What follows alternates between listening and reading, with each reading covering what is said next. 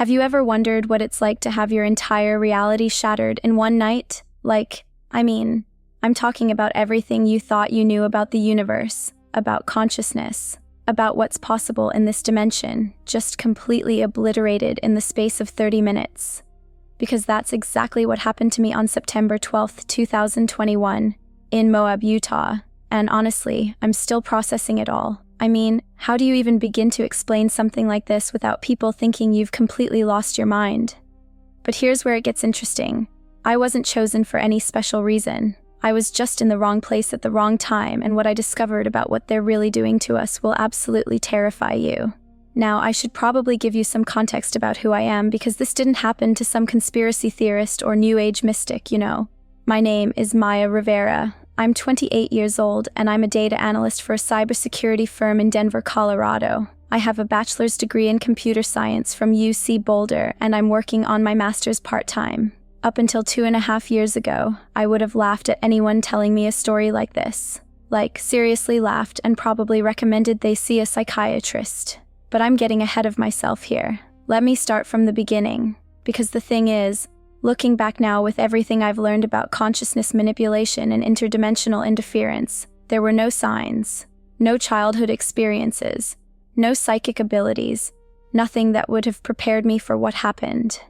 Growing up in Albuquerque, New Mexico, I was completely, utterly normal. My parents, Carmen and Roberto, both worked for Sandia National Laboratories, my mom as a materials engineer, my dad in computer systems. We lived in this little adobe house in the foothills with my younger sister Sophia, who's now studying pre-med at UNM. I was good at math, played varsity tennis in high school, got decent grades at El Dorado High School. The most supernatural thing in my life was binge-watching X-Files reruns with Sophia on weekend nights, making fun of Mulder for believing in aliens while eating microwave popcorn.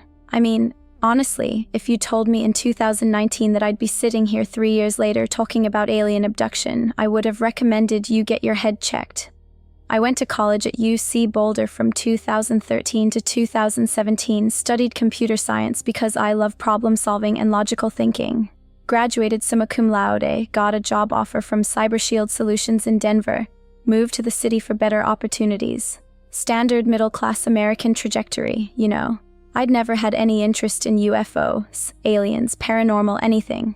If you'd asked me in 2020 if I believed in extraterrestrial life, I would have said, sure, statistically probable somewhere in the universe given the Drake equation and all that, but definitely not visiting Earth.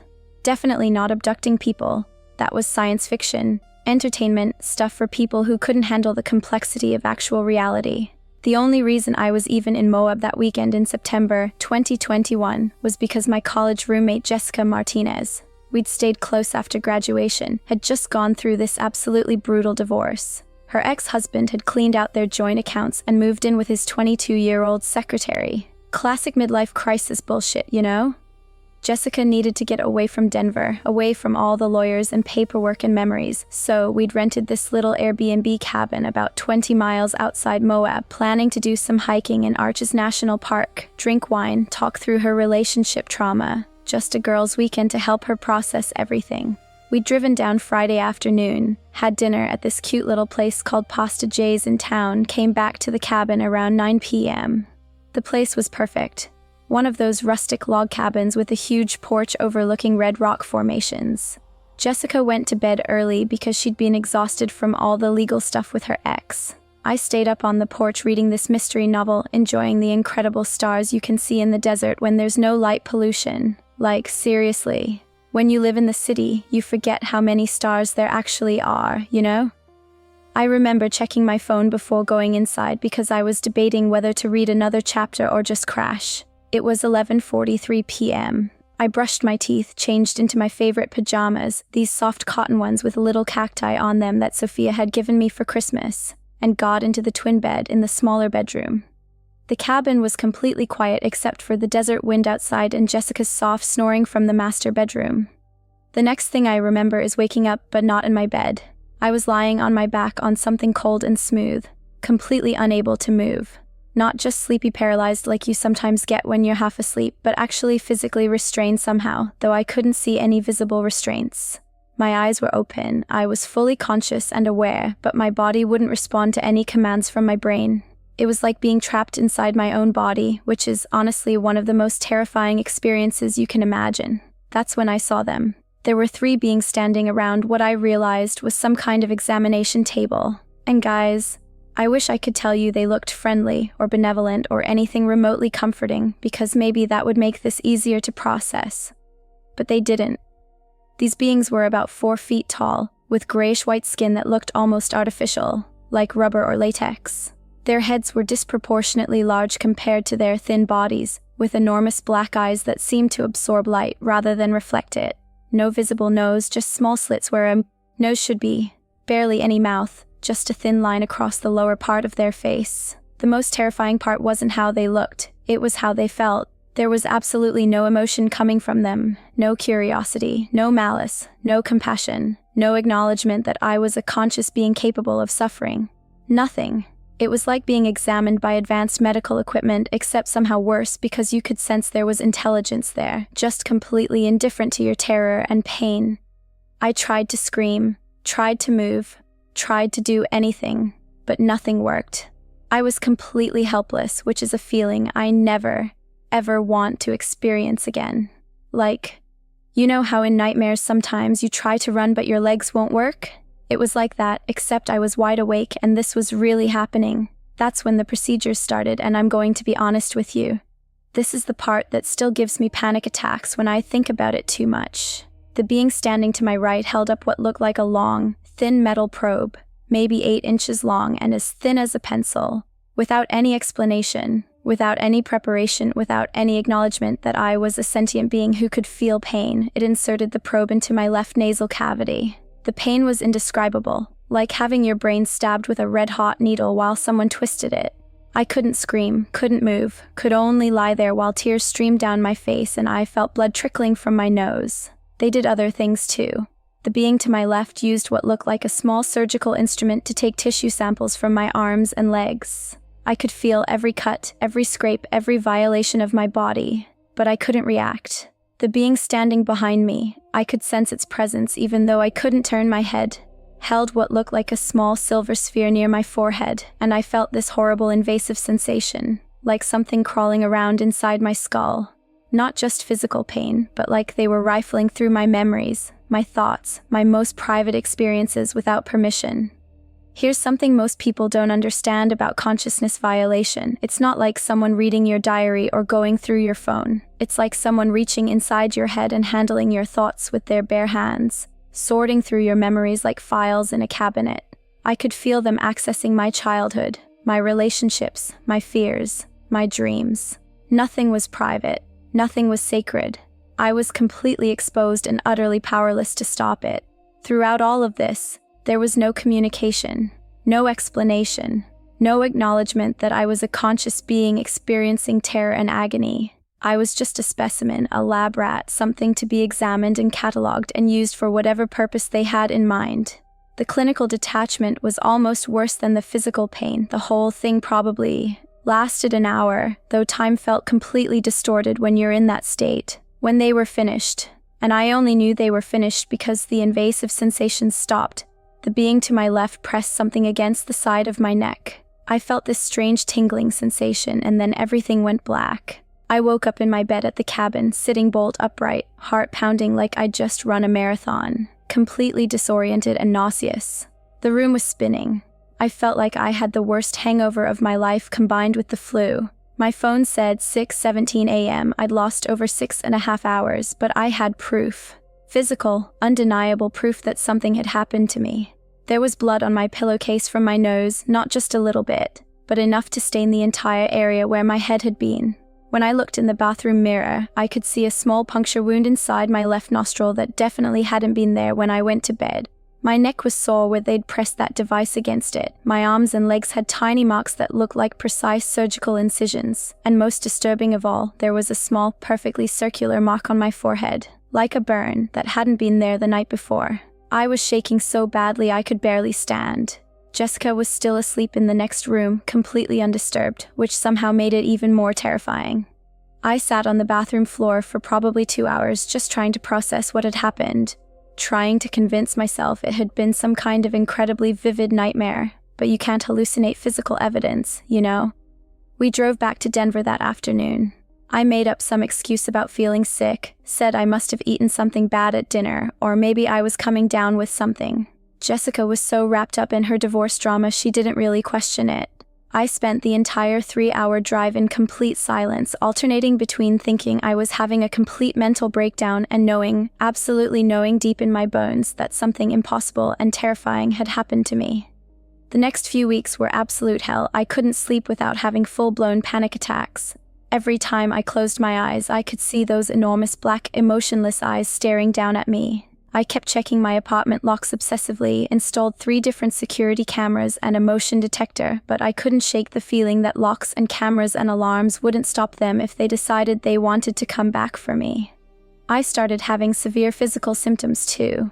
Debilitating headaches that would last for days, nosebleeds that would start randomly without any warning, unexplained fatigue that made it hard to get out of bed in the morning. But the psychological symptoms were so much worse. I couldn't concentrate at work. I'd sit at my computer trying to analyze data patterns and my mind would just go blank. I was having nightmares every single night, not just about the abduction, but about them coming back, about being helpless, about nobody believing me. I lost 18 pounds in 6 weeks because I couldn't keep food down. My supervisor at CyberShield, David Kim, called me into his office in early October. "Maya," he said, "I'm worried about you. Your work performance has dropped significantly. You're calling in sick more often, and when you're here, you seem distracted. Is everything okay? Are you dealing with some kind of personal crisis?" I wanted so badly to tell him the truth, but what was I supposed to say? "Sorry, I'm not meeting my quarterly targets, Dave, but I was abducted by aliens and they performed medical experiments on me." Right. That would have gone over well. After about 3 weeks of this hell, I finally went to see my primary care physician, Dr. Sarah Kim at Presbyterian St. Joseph Hospital. I'd been seeing her for routine care since I moved to Denver in 2017, and she knew my medical history. I told her I'd been having panic attacks and physical symptoms since a camping trip, didn't mention aliens obviously, and asked for a complete physical workup. Dr. Kim was thorough, but ultimately couldn't help me. "Everything looks normal in your blood work," she said after reviewing all the test results. "Your neurological exam is fine. The mark on your forehead appears to be a small burn of unknown origin. Have you been around any electrical equipment recently? The nasal trauma looks consistent with some kind of injury, but I can't determine the cause. Have you been in any accidents, any falls or impacts?" When I pressed her about the ongoing symptoms, she suggested stress, maybe PTSD from some unremembered trauma during the camping trip. "Sometimes our minds block out traumatic events as a protective mechanism," she explained. "The physical symptoms you're experiencing are consistent with severe anxiety and post-traumatic stress." She recommended therapy and prescribed lorazepam for the panic attacks. I took the pills, but they just made me feel numb and disconnected from reality, which somehow made everything worse. The therapy was even more frustrating. Dr. Michelle Torres, the psychologist Dr. Kim referred me to, was clearly thinking I was having some kind of psychotic break when I tried to explain my symptoms without mentioning the real cause. I'd sit in her office talking about nightmares and anxiety and fear, dancing around the truth because I knew she'd never believe me. When I finally, desperately told her during our 4th session what I thought had really happened, she immediately shifted into clinical mode. "Maya," she said in that patronizing tone therapists use when they think you're delusional, "what you're describing sounds like a very vivid night terror, possibly combined with sleepwalking and self-harm during the episode. This is actually more common than you might think, especially in people under severe stress." She started talking about sleep disorders, hypnagogic hallucinations, the possibility that I'd injured myself during a parasomnia episode. "The mind can create incredibly realistic false memories," she explained. "What feels completely real to you might actually be your brain's way of processing stress and trauma." But I knew I hadn't hurt myself. I knew what I'd experienced was real. The clinical precision of the marks on my body, the specific nature of the procedures, these weren't random self-inflicted injuries. They were deliberate, systematic, performed by intelligences that understood anatomy and neurology far better than any human doctor. The worst part was how completely alone I felt. I couldn't tell my family. My parents would have driven up from Albuquerque immediately to stage some kind of intervention. I couldn't tell my co-workers. I was already struggling to maintain my professional reputation. I couldn't tell Jessica. She was dealing with her own crisis and would have thought I'd suffered some kind of breakdown during our trip. For months, I just suffered in silence. The nightmares continued. The physical symptoms got progressively worse. I was barely functioning, going through the motions of normal life while feeling like I was slowly dying inside. I started researching sleep disorders, neurological conditions, anything that might explain what had happened to me, but nothing fit the specific details of my experience. It wasn't until almost 6 months later, in March 2022, that I found any real help. I'd been Googling my symptoms obsessively. Unexplained marks after camping. Vivid nightmares with physical evidence. False memory syndrome. When I stumbled across a website called the Anomalous Experience Research Foundation. They had testimonials from people describing experiences almost identical to mine. That's when I learned there's actually a clinical term for what happened to me. Alien abduction syndrome, and there are thousands, maybe tens of thousands, of people experiencing it all over the world. I spent hours reading case studies, research papers, first-hand accounts. The similarities were impossible to ignore, the same type of beings, the same clinical procedures, the same aftermath of physical and psychological symptoms. Dr. John Mack at Harvard had documented hundreds of cases. Dr. David Jacobs at Temple University had conducted thousands of interviews. This wasn't just me having some kind of unique breakdown. This was a documented phenomenon affecting people from every background, every education level, every culture. I contacted Dr. Rebecca Hayes, a psychologist in Boulder who specializes in what she calls anomalous trauma experiences. Unlike the other therapists, Dr. Hayes didn't immediately dismiss my account or try to pathologize it. She'd been researching this phenomenon for over 15 years and had worked with hundreds of experiencers. Maya, she said during our first session, and I'll never forget how validated I felt hearing these words. I want you to know that you're not alone and you're definitely not crazy. I've worked with hundreds of people who've had similar experiences, whether these events are literally physical abductions or some kind of consciousness phenomenon we don't understand yet. The trauma is absolutely real and it requires real healing. That was the first time in 7 months I felt like I could actually breathe. Dr. Hayes introduced me to a support group of other experiencers that meets twice a month in her office. Walking into that room for the first time was both the most validating and most terrifying experience I'd had since the abduction itself. Here were 12 other people, teachers, engineers, nurses, accountants, parents, students, all describing experiences that matched mine in the core details despite coming from completely different backgrounds and having no contact with each other. Sarah, a pediatric nurse from Fort Collins, described the same beings, the same examination procedures, the same aftermath of unexplained physical marks and psychological trauma. Michael, a high school history teacher from Colorado Springs, had been taken 3 times over 5 years and had developed severe agoraphobia as a result. Linda, a retired librarian from Boulder, had been experiencing contact since childhood and had learned to manage the trauma through meditation and energy work. We all shared the same sense of helplessness during the experiences, the same clinical indifference from the beings, the same struggle to integrate these events into our understanding of reality. But we also shared something else, the slow, difficult, non-linear process of healing from this kind of trauma. Recovery from alien abduction trauma isn't like recovering from a car accident or a natural disaster. There's no established protocol, no insurance coverage, no social recognition that what happened to you was real. You're dealing with PTSD symptoms while also grappling with the complete collapse of your worldview. Everything you thought you knew about physics, about consciousness, about humanity's place in the universe, suddenly needs to be rebuilt from the ground up. Dr. Hayes uses a combination of traditional trauma therapy and what she calls expanded reality integration. We work on managing the PTSD symptoms, the hypervigilance, the panic attacks, the intrusive memories, while also helping people accept that reality is far stranger than mainstream science acknowledges. It's not about believing or disbelieving the experiences, but about integrating them in a way that allows people to function and heal. Even now, 2.5 years later, I still have difficult days. I still sometimes wake up in the middle of the night, convinced they're coming back. I still get physically ill when I see certain medical equipment on TV shows. But with Dr. Hayes's help and the support of the group, I've learned to manage the symptoms and reclaim some control over my life. I've also learned some things that most people don't know about this phenomenon. According to Dr. Hayes's research, these experiences are increasing dramatically in frequency. Her clinical practice has tripled in size over the past 5 years. Support groups like ours are forming all over the country because traditional mental health services aren't equipped to deal with this kind of trauma. The beings seem to be conducting some kind of systematic study of human consciousness and physiology. The procedures are consistent across thousands of cases: nasal implants, tissue sampling, neurological mapping, reproductive interference. But nobody knows what the ultimate purpose is, and the beings themselves never provide explanations. What I find most disturbing is the selective memory suppression. Most people who undergo these experiences don't remember them consciously.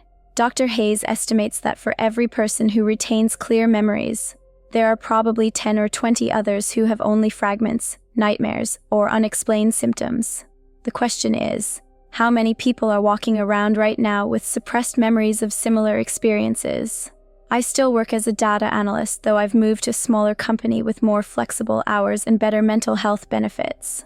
I've told my family a version of the truth, that I had a traumatic experience while camping that I'm still processing through therapy. They don't need to know the specific details, and honestly, they probably couldn't handle them anyway. Dating has been complicated. How do you explain to someone you're seeing that you have PTSD from an alien abduction? I've learned to be very selective about who I trust with that information. I'm currently seeing someone, David, an environmental engineer I met through a hiking group, and I've told him I'm dealing with trauma from a medical assault during a camping trip. It's not technically a lie, and it's about as much truth as most people can handle. The support group has become like a second family to me. We meet twice a month, and we're always available for each other during crisis periods. Some of us have had multiple experiences, others just one. Some remember everything in vivid detail, others have only fragments recovered through hypnotic regression, but we all understand what it's like to have your reality completely shattered and then try to rebuild your life around knowledge that most of the world considers impossible. One thing that really helps is focusing on the larger implications rather than just the personal trauma. If these experiences are real, and the evidence suggests they are, then humanity is in contact with non-human intelligences that are far more advanced than us technologically and possibly evolutionarily. That's simultaneously terrifying and fascinating. Dr. Hayes believes we're living through a period of accelerated contact that's preparing humanity for some kind of larger revelation or integration. She thinks the beings are conducting a kind of genetic and consciousness survey, mapping human potential for reasons we don't understand yet. The question is whether this is ultimately beneficial for our species or whether we're being studied for purposes that might not align with our own interests. That's why I'm finally telling my story publicly, not because I want attention or because I'm trying to convince anyone of anything specific, but because if you're out there struggling with memories or symptoms or experiences you can't explain, I want you to know you're not alone. There are people who will believe you, who can help you, who understand what you're going through, and if you're someone who's never had an experience like this, I want you to know that the universe is far stranger and more complex than we've been taught to believe. There are intelligences out there that view us very differently than we view ourselves. Reality has layers and dimensions that mainstream science is only beginning to acknowledge. I don't know why this happened to me specifically. I don't know what they wanted or what they're ultimately planning. But I know that surviving it has made me stronger in some ways, more compassionate toward other people dealing with trauma, more aware of how precious and fragile our human experience really is. The beings who took me that night saw me as nothing more than a biological specimen to be studied and catalogued. But I'm not a specimen. I'm Maya Rivera. I'm a data analyst, a daughter, a sister, a friend, a survivor. I'm a human being with thoughts and feelings and rights, even if they don't recognize or respect those rights. And that's something they can never take away from me, no matter what they do or how many times they come back. My humanity, my consciousness, my right to exist as something more than just an object of study that belongs to me. And I'm never letting it go.